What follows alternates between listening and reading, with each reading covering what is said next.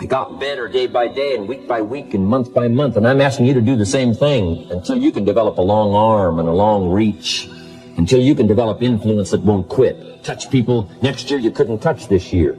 Touch people now you couldn't touch before. Conduct a meeting now you couldn't conduct before. Heart and soul now mixed in there that wasn't there, missing before. I'm asking all of you to get better in spite of the winters, in spite of the downturn. The money downturn, the social downturn, the personal downturn, whatever it is. Just get stronger. Get better. The first thing you start changing is what? Your philosophy. You start changing your mind. You start changing how you think. You start picking up new ideas and information. Gather new knowledge. Make better decisions about what's valuable. And I'm telling you, if you'll do that, your whole life will change. Your health will change. Your relationship with your family will change. Your ability to cope with challenges and problems will change. I'm telling you, income, promotions, all of it will change. If you will change, it'll all change. If you won't change, it isn't going to change. You can keep your fingers crossed if you want to and hope they'll straighten it out. You can wish for the wind not to blow quite as severe, but I'm telling you, wishing for the wind to change in your favor, we call naive at best. Utilize whatever wind that blows to take you wherever you want to go. That is the philosophy I picked up at age 25, and it revolutionized my whole life.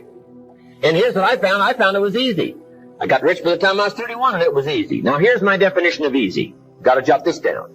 My definition of easy, meaning something I could do. I figure if it's something you can do, it's easy. Now, here's a parenthesis. Parenthesis. I worked hard at it. I found something I could do, which was easy, but I worked hard at it. I got up early and stayed up late, worked hard that 6 years. But what I did was easy, meaning it was something I could do.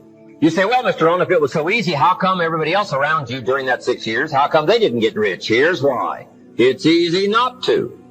How else would you describe it? That's it. You say, no. For all of the rest of them, it was hard for them and it was easy for you. That's not true. You couldn't debate me on that in front of this intelligent audience. But here's the challenge. Let me give it to you in a philosophical phrase. I tend to be a little philosophical. Here it is. The things that are easy to do are also easy not to do. That's the difference between success and failure. I did not neglect to do the easy things I could do every day for 6 years.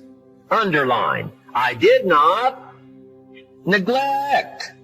That's the key. I found something easy I could do that led to fortune, and I did not neglect to do it. And here's the problem with neglect. It starts as an infection. And if you don't take care of it, it becomes a disease. And here's what else is the problem. One neglect leads to another. Neglect to do wise things with your money, you'll probably neglect to do wise things with your time. Neglect to do wise things with your time, you'll probably neglect to do wise things with your business. One leads to another, leads to another. Pretty soon, neglect has you by the throat. Emptying your purse, emptying your heart, emptying all of your chances for equities and power and all the good things. What if you should be walking around the block every day for your good health and you don't? I'm telling you, you're on the wrong track. You should do it, you could do it, you don't do it. That's called formula for disaster. All you've got to do is let that and a few other things accumulate for 6 years, and now you're driving what you don't want to drive, wearing what you don't want to wear, living where you don't want to live, doing what you don't want to do, maybe having become what you really didn't want to become. I'm telling you, that's it. Just neglect along, drift along, and it's got you by the throat. It'll take all your values, leave you with just a little bit of dust in a summer wind, and it'll soon be gone. That's it. It's where I found myself at age 25 until my teacher came along and said, Mr. Rohn, up till now you've messed up. Let's see if we can't clean that up and change it all. I did. Changed my life. Not just the money, all the rest of the values that came pouring in. When I understood that it was me. It was me.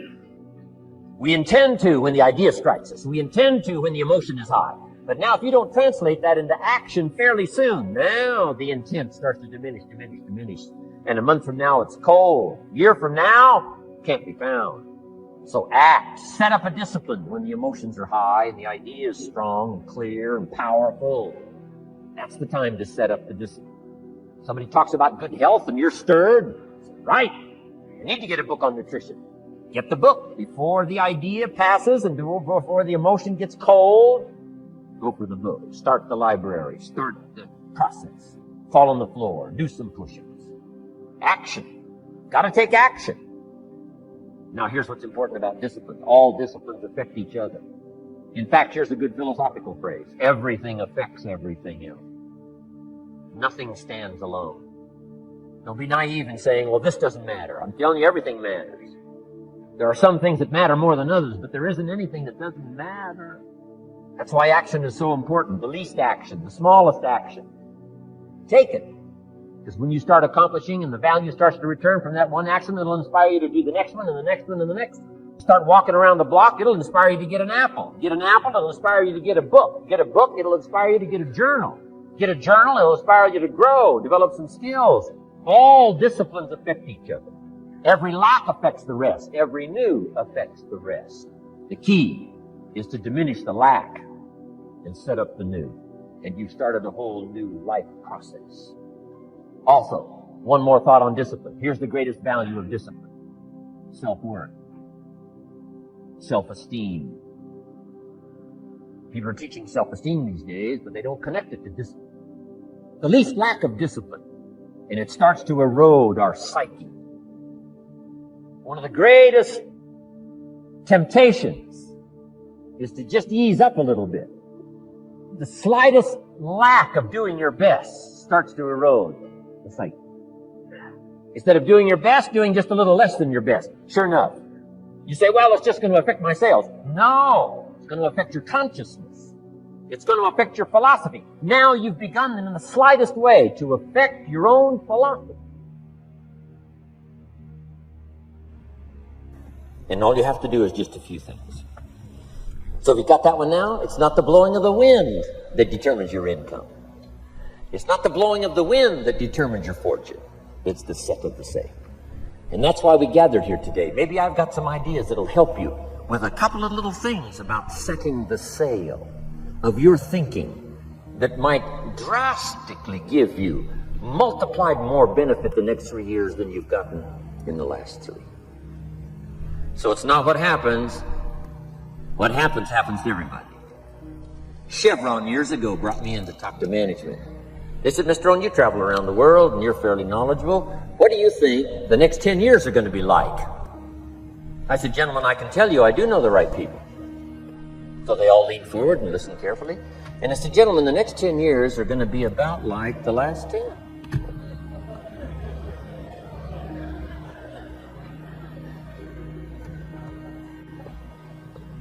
The next season after fall is, well, I promise you that's not going to change. After day comes night. I promise you that's not going to change. Here's how the last 6,000 years reads. If you want to make a note of Jim Rohn's vision of history the last 6,000 years, here's how it reads. Opportunity mixed with difficulty. And if we're around another 6,000 years, it's going to read like that looks like for the next 6,000 years. Opportunity mixed with difficulty. Now, sometimes there seems to be more opportunity than difficulty, and then sometimes there seems to be more difficulty than opportunity, but the mix isn't going to change. After expansion comes recession. But after recession comes expansion. Not to think so, see, is naive. And once you've got just a little of this stuff settled, then you know exactly what to do. You know exactly what to anticipate, so you can be ready. Now, here's the next one, and I heard it in my invitation. Here's what it says. For things to change, you have to change. I was hoping the government would change, and taxes would change, and economics would change, and my boss would change and be more generous. I wished for everything to change, and my teacher said, no, Mr. Rohn, for things to change for you, you have to change. Don't wish it was easier, wish you were better. Once I understood this, this altered the course of my life. Don't wish it was easier, wish you were better.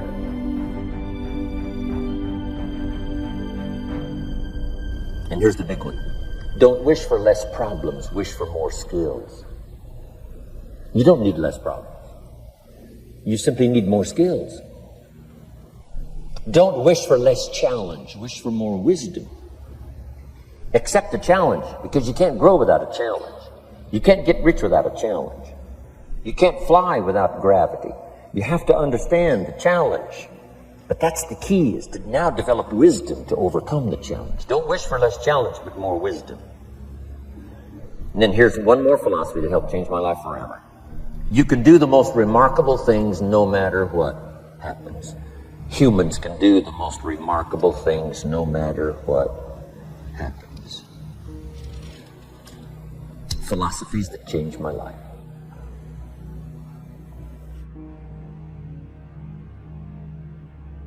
Thank you for joining me today. I want to talk to you about something powerful, something that has the potential to transform your life and lead you to extraordinary success.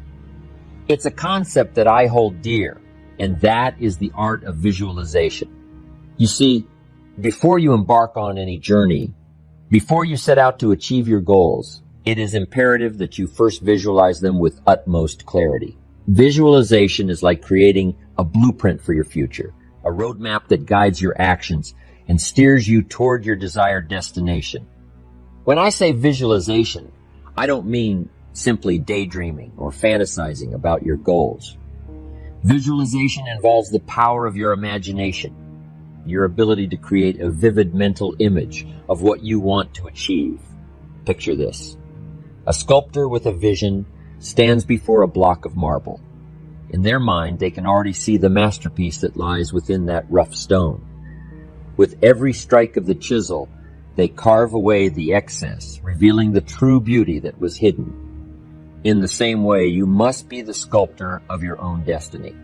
Before you start taking action, take a moment to close your eyes and envision your goals. See yourself achieving them. Feel the exhilaration of success coursing through your veins. Create a mental movie of your future with every detail vividly etched in your mind. See the smiles, hear the applause, and feel the satisfaction of a job well done. Visualization serves multiple purposes. Firstly, it clarifies your goals. By picturing your desired outcome, you gain a crystal clear understanding of what you truly want to achieve. It eliminates ambiguity and allows you to set specific, actionable targets. Secondly, visualization fuels your motivation. When you have a compelling vision, when you can see and feel the rewards awaiting you, it ignites a burning desire within you. It propels you forward, even in the face of adversity. Now, let me be clear. Visualization alone is not enough. It must be accompanied by action. It is not a substitute for hard work, dedication, and perseverance. However, it serves as a guiding light, a north star that keeps you focused and motivated throughout your journey. Remember, as I always say, the major value in life is not what you get. The major value in life is what you become. Visualize the person you will become in the pursuit of your goals, and let that vision guide you every step of the way. First, learning the power of purpose. A person who has purpose in their life, they have something to go for, some meaning. One writer described it, for some people it becomes a magnificent obsession. And for you and I, maybe it doesn't need to be that dramatic as a magnificent obsession. But it has to be something that does something to us, something that pulls us, especially into the future. You know, there are many influences on us. One is the influence of the past. Some people are always pulled back by the past. Some people are always pulled aside by the distractions. But here's what's powerful. If you have a list of high purpose in your life, it pulls you toward the future. And the more powerful the purpose is, the stronger it pulls. And here's the other great advantage if you have purpose for the future. It pulls you through all kinds of challenges and all kinds of difficulties. If you don't have these strong purposes for the future, it's easy to get swallowed by a bad day. It's easy to be almost annihilated by a poor month. And it's easy sometimes to almost disappear beneath the waves of a a year that goes backwards if you don't have something to pull you beyond that year. So if you want something to pull you through all kinds of challenges, all kinds of difficulties, and things that come at you, you got to have something on out there, beyond today, beyond next week, beyond next month, beyond this year, that pulls you into the future. And the clearer it is, the stronger it pulls. The more dynamic it is, the more it affects your life, your spirit, your heart, your soul. It also creates imagination. It gets your mind working on how to achieve that purpose. And if your mind will work, and if your heart works, and if your spirit works, and if you have good input, like good ideas, I'm telling you, there isn't anything you can't accomplish. So that's one of the great powers that'll make a variable of you, and that is purpose. Here's the next one, self-confidence. Where does self-confidence come from? And this is the best advice I can give you on that. Not neglecting, first of all, the small daily disciplines. Self-confidence really comes from feeling good about yourself. And one of the best ways to feel good about yourself is at the end of the day to know that you poured it on. You did your best. If you conducted a meeting, you did the best you could. If you made a phone call, it was the best phone call you could possibly make. If you wrote a letter, it wasn't a casual letter, it was your best letter. At the end of those kind of days, when you feel good about yourself, self-confidence starts to rise. You know that if you can have this kind of a good day, you can have another one the next day, and those days become the weeks become the months, and the month becomes a powerful year. Self-confidence comes from the lack of neglect. If you will not neglect to do the small daily disciplines, that's where self-confidence comes from. Part of good health is self-confidence. I know I'm going to be healthy. I take the Herbalife products. I eat the apple a day. I walk around the block. I do the jogging on the beach. At the end of the day, when you've really poured it on and you've done all the stuff, self-confidence grows. That self-confidence affects your health. It affects your future. It affects your psyche. So this is true. One of the great powers is self-confidence. Self-confidence means willingness to do whatever it takes to achieve. Some people say, well, I'll do it for a little while and see what happens.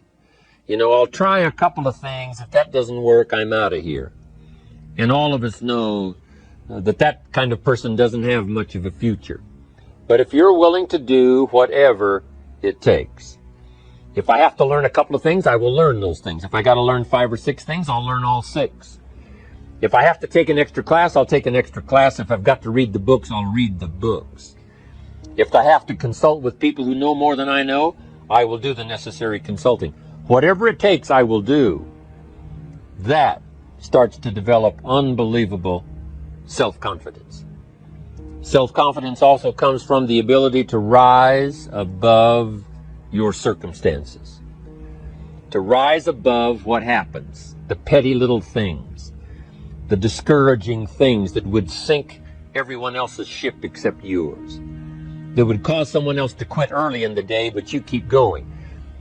That kind of willingness to overcome all circumstances, whether it's the little challenges or the big challenges. If you're willing to do that, I promise you, this kind of power will work for you, and in you, the variable, it'll make a difference. The third on the list I had was enthusiasm.